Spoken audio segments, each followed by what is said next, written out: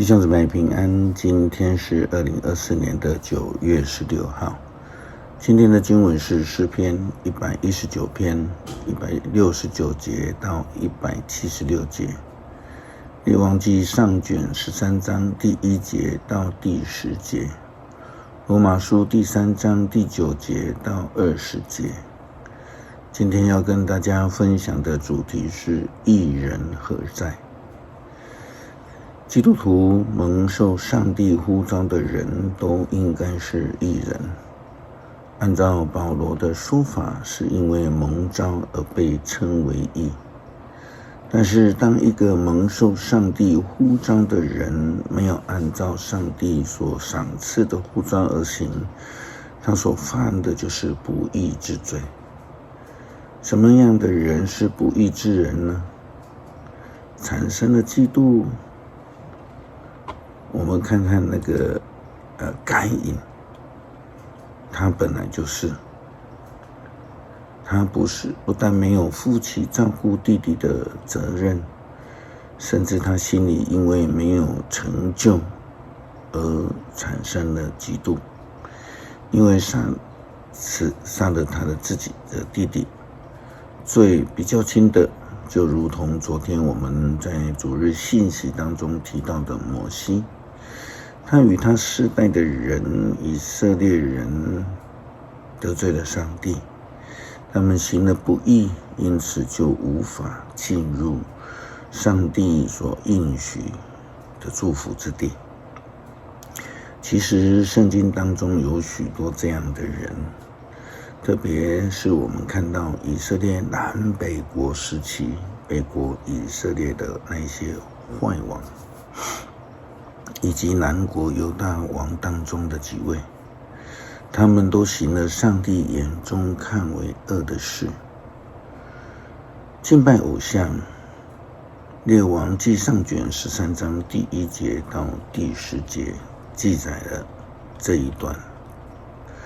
有一个神人奉上主的命令从犹大到伯特利去，他到的时候，耶罗波安正站在祭坛前烧香。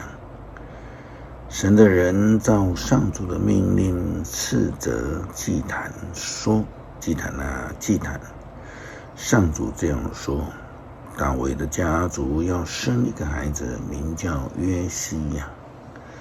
他要把他在神殿里供职的祭司们，就是在你们这祭坛上烧香的祭司，在你上面杀了，并且在你上面烧人的骨头。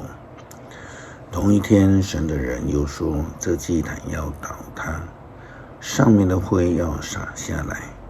那时你就知道这话是上主借着我所说的。耶罗波安他听见这话，指着神的人就下令说：抓住他！王的手被立刻瘫痪了，不能缩回来。祭坛忽然倒塌，上面的灰洒了一地，正如神人奉上主的名所预言的一样。耶罗波安又对神的人说：请为我向上主你的上帝祷告，求他医治我的手背。神的人向上主祈求，王的手背就复原了。于是王对神的人说：请跟我一起回家，吃些东西吧，我要答谢你。神的人说：你就是把财富的一半给我，我也不跟你走，也不跟你一起吃喝。上主命令我什么都不要吃，不要喝，也不要从我来的那一条路回去。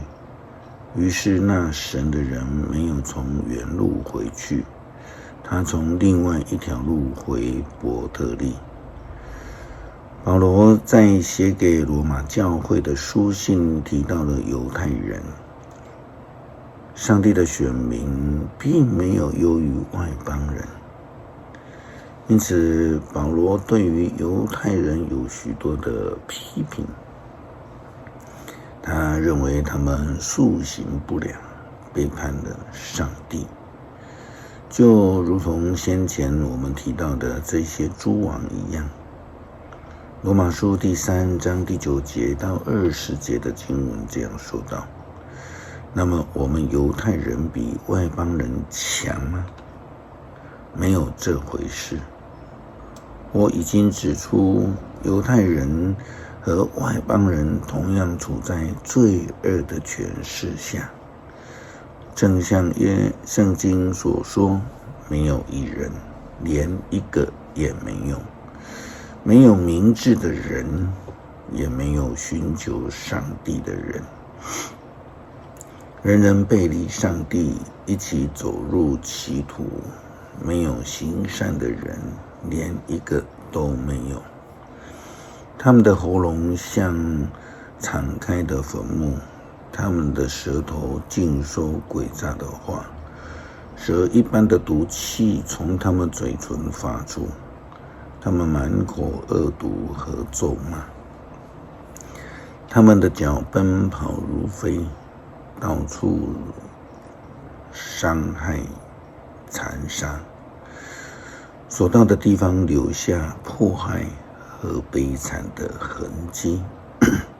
他们不知道有平安的路，他们也不晓得敬畏上帝。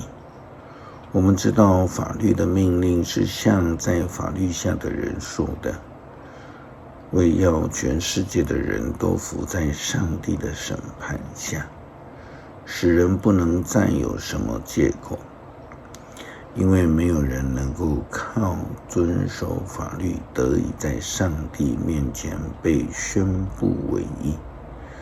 法律的效用不过使人知道自己的罪罢了。